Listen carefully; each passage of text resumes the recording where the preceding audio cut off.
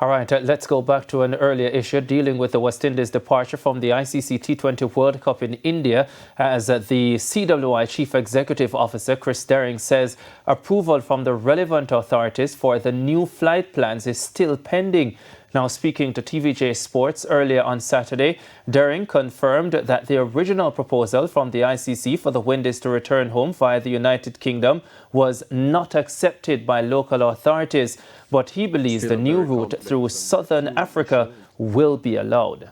Air traffic control and the civil aviation authorities are willing to approve.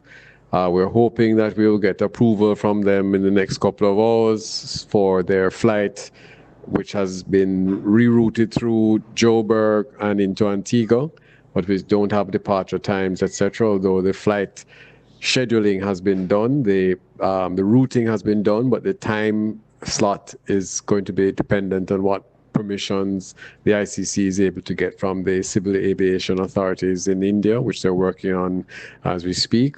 So hopefully in the next few hours we will hear exactly what the flight schedule is.